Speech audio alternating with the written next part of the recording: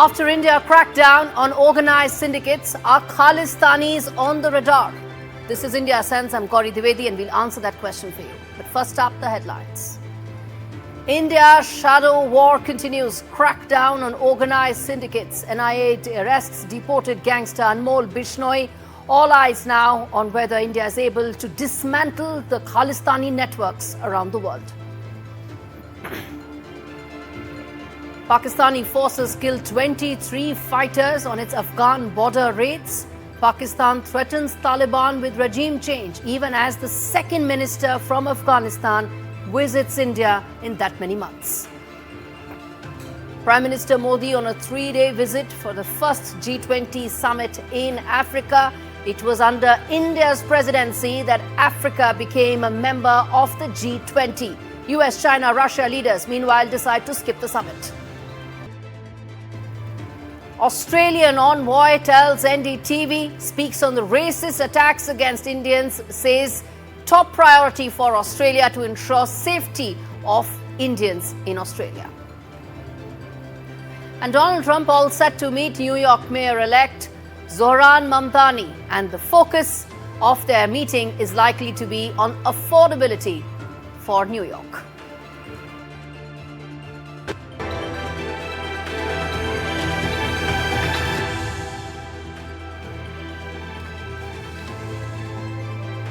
Viewers, while the world is marred and bloody and great power conflicts, India is fighting forces far more dangerous. In fact, enemies are lurking in the shadows and strike from across borders.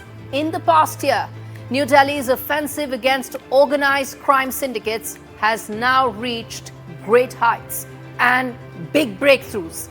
This fight got a major fillip with the arrest and deportation of Anmol Bishnoi, a key accused in the Baba Siddiqui and Sidhu Moosewala murder cases. But viewers, India's war is nowhere close to being over. In fact, security agencies are now working to dismantle networks designed to destabilize the country's rise. I'm talking about the Khalistani networks that span continents, thrive on foreign safe havens, feed off political protection abroad, and every time a liberal democracy talks about freedom of speech, suddenly Khalistani extremists are mainstreamed. Now, who are these most wanted for India? Let's put out all of their lists, because this is what is the key focus area for India. And for India to ascend, these most wanted terrorists need to be brought to book. First up is Hafiz Saeed. He is the first one that we must point out.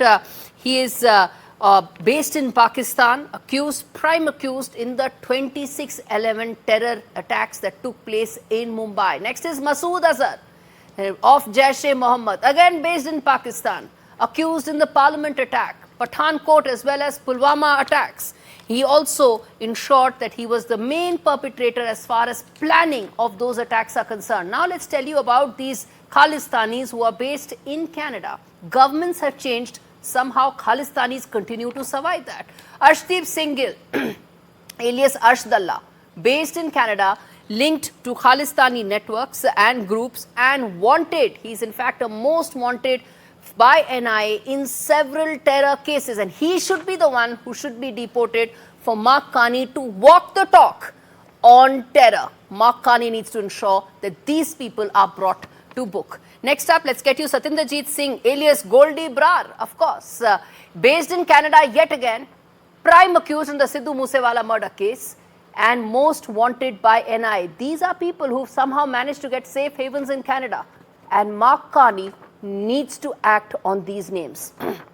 Paramjeet Singh Pamma, based in the UK, again linked to the deep Khalistani networks that operate in UK with impunity.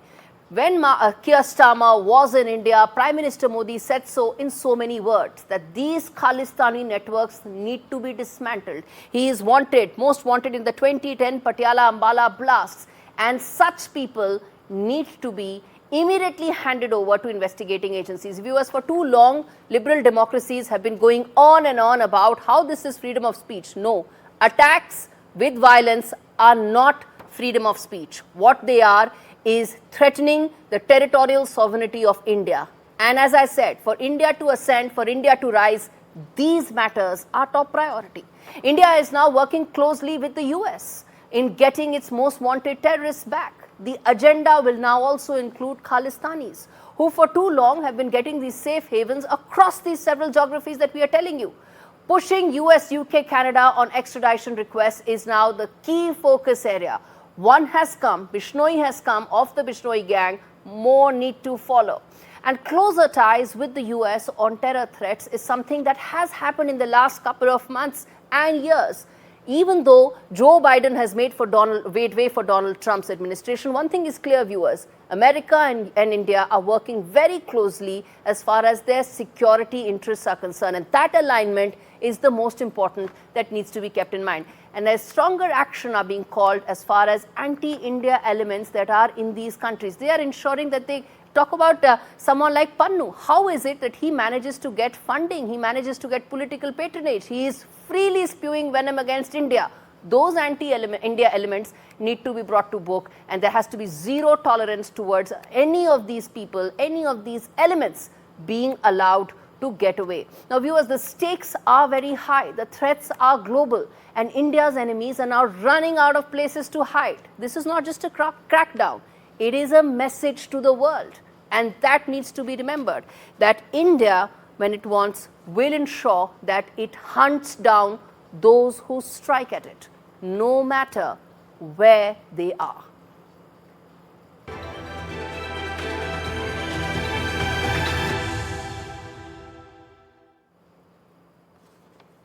Wide-angle story on the show, Pakistan and its problems that are only mounting. And it seems its all-powerful Field Marshal, Asim Munir, has no answers, viewers. Now, constitutional changes are no answers to fundamental problems of security that Pakistan is now facing in its backyard, from Afghanistan to several others. Now, what is really happening is that Pakistan has been completely cornered. After Afghanistan increased its engagement with India, Afghanistan's utility for Islamabad has suddenly shrunk. What it had managed to do so far was it blocked India's access to the Central Asian region and further ahead. But with Kabul and New Delhi now talking, building on their bilateral engagement and looking to build this further, Pakistan has suddenly lost its leverage. What is it doing? As the second Afghanistan minister to visit India in the last 2 months to talk on trade and to talk on cooperation, to talk about other bilateral opportunities, what is Pakistan doing? It's going back to the only template it knows. 30 people have been killed near the Pakistan-Afghanistan border by Pakistani forces. All of it has been conveniently blamed on Kabul. But that isn't the case. That's a facade. The real point is that under Asim Munir, who is now above the law, above the constitution, above everything in Pakistan, what is going to happen is that the approach by Islamabad will be more hostile and more uncompromising when it comes to security. And that's going to be across the board. What is then Kabul going to do? It will then expedite its search for alternate routes, for trade opportunities. And that will mean that the entire trade and connectivity apparatus in the region will change, with Pakistan being more cornered and being completely sidelined. Asim Munir can keep changing constitutional provisions, but he can't keep changing the reality. And the reality is that meeting between Afghanistan and Delhi is just the first step of a major trade realignment that will take place in the region, that will alter connectivity and put Pakistan out of the equation.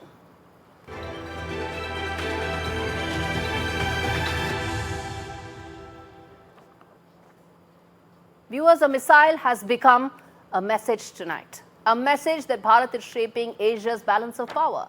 Malacca Strait to Manila Bay, nations are lining up for one weapon, for one symbol of India's rise. And that, in fact, viewers, is Brahmos.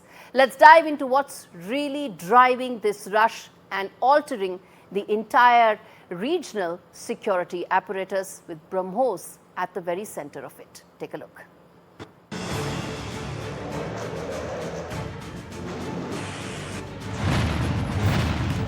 Where once India imported security, today it exports certainty. And as China sharpens its posture across the Indo-Pacific, nations are choosing a new partner. A stable, rising, reliable New Delhi.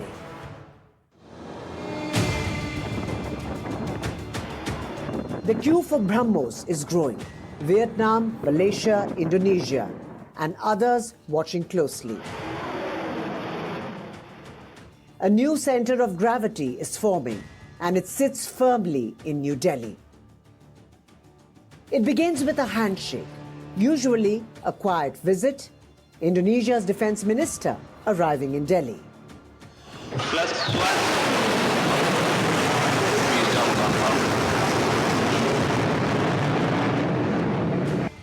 The silence around the talks speak louder than any headline, because Brahmos isn't just another missile. It's a weapon tested in warlike conditions during Operation Sindoor. A weapon trusted by nations staring at an uncertain maritime future. The first Southeast Asian believer was the Philippines, a $375 million deal delivered on time, integrated fast. Now Manila wants more as Chinese ships push deeper into contested waters. The demand alone told the world India's defense industry is a product and not just a mere promise. Indonesia is next in line, a vast archipelago guarding the Malacca Strait, a choke point where the world's oil and trade flow. Jakarta knows a Brahmos battery. There's both leverage and insurance.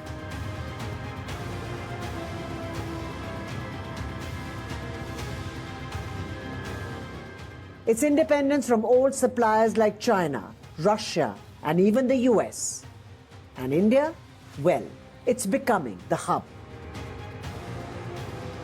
A new Brahmos line in Lucknow now pushes out missiles faster, cheaper, and stronger. The heart of Make in India beating with metallic precision. As Southeast Asia recalibrates, one reality becomes clear. Brand Bharat has arrived. Bureau Report, NDTV World.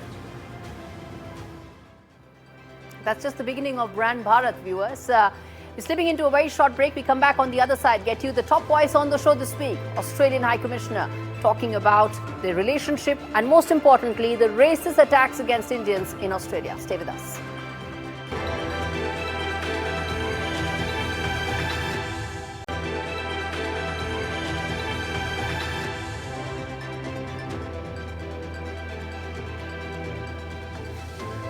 Viewers, India and Australia have common concerns and shared goals. And let's tell you about those. Both of them want to Trump-proof their trade relationships, given the disruptions that Donald Trump and his administration have caused. They also want to China-proof their supply chains. And they also want to ensure that the Indo-Pacific remains free and fair. Which is when the foreign ministers of Australia and India met, they made progress on all these matters. And I spoke about this to the Australian High Commissioner, Philip Green, who mentioned that the trade deal between the two sides is likely to take place sooner rather than later, even as the one thing that is becoming a thorny issue between India and Australia has been the repeated racist attacks that the Indian community in Australia is facing. Listen into the assurance that's coming from the Australian High Commissioner.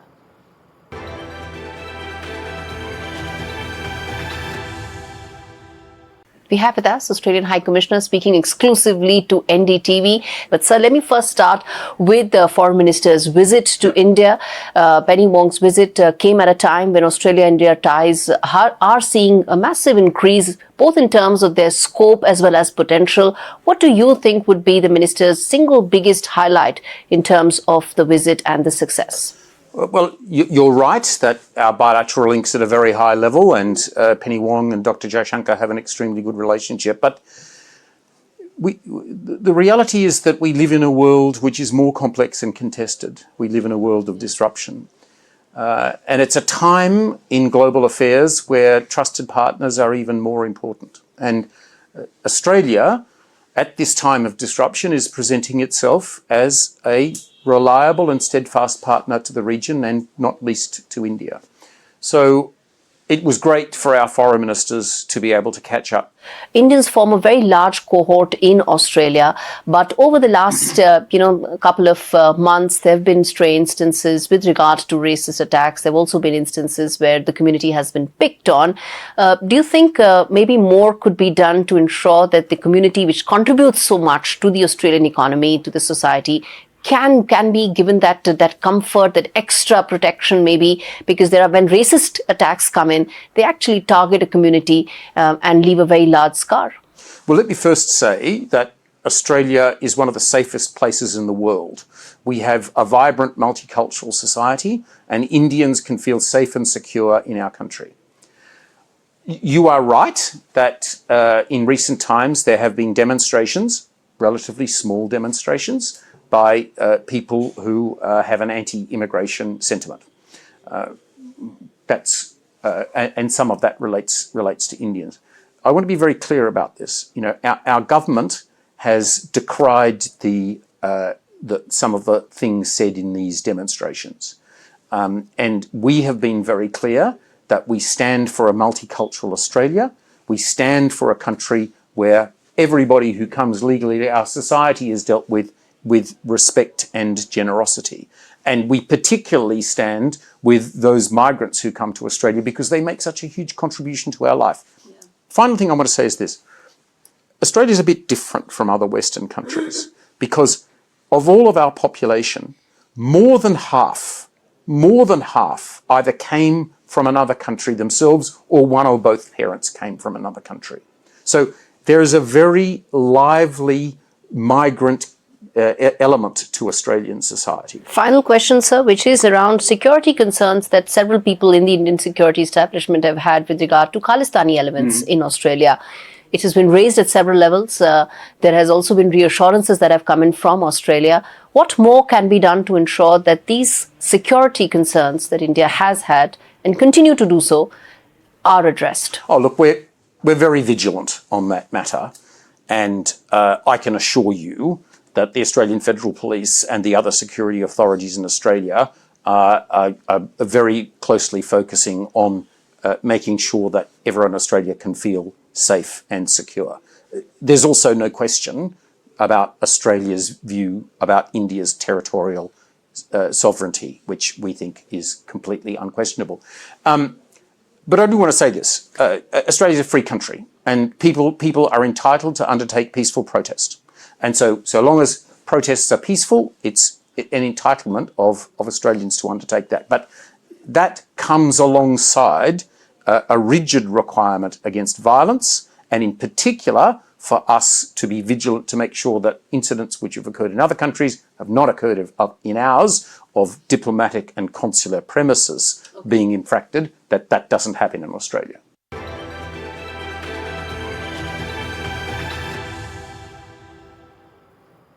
Inside story on the show. In the US, a political reckoning is closing in on President Donald Trump, and this time he cannot dismiss it with a wave of his hand. In fact, in less than 30 days, the Justice Department must release the long-hidden Epstein files, viewers, records that Donald Trump insists are Democratic hoax, even as his own administration now braces for damaging revelations and uncomfortable questions. He's long tried to deflect. What emerges and what the DOJ still keeps in the dark could really test Donald Trump's credibility and shake Washington to its very core. This report tells you why. I don't want to take it away from us. It's really a Democrat problem. The Democrats were Epstein's friends, all of them. And it's a hoax. The whole thing is a hoax. A storm, years in the making, is closing in on US President Donald Trump. At its center, a man long dead, yet more politically charged than ever before. Jeffrey Epstein, a name synonymous with scandal that continues to haunt the corridors of power in Washington. After a months-long battle, US lawmakers finally passed a law forcing the Department of Justice to release the Epstein files, a trove of investigative records communications and internal documents linked to the late convicted sex offender Jeffrey Epstein. Behind closed doors, the Trump administration is already bracing for the political earthquake that a full release could trigger. Who gets protected? Who gets exposed? And how much power does the Justice Department still hold over what the world will or will not learn? While the bill makes it clear that records can't be withheld, deleted, or redacted based on political sensitivity or reputational harm, the DOJ is likely to redact key details. Investigators say some information will likely never be disclosed, while Congress continues pushing for transparency. For Trump, the files are a political flashpoint. No allegations proven, but optics and unanswered questions dominate the conversation. Some expect the files could reveal a smoking gun, linking Trump directly to Epstein, a connection the US president has repeatedly denied. Others anticipate treasure troves of embarrassing details with the power to hurt the Trump administration. And then there are those who believe that Trump may weaponize the release, directing public outrage towards Democrats he accuses of being Epstein's real friends, from former President Bill Clinton to ex-Treasury Secretary Larry Summers to LinkedIn founder Reid Hoffman. In less than 30 days, the Justice Department must release the files. What comes out and what remains in the shadows could alter America's political landscape forever.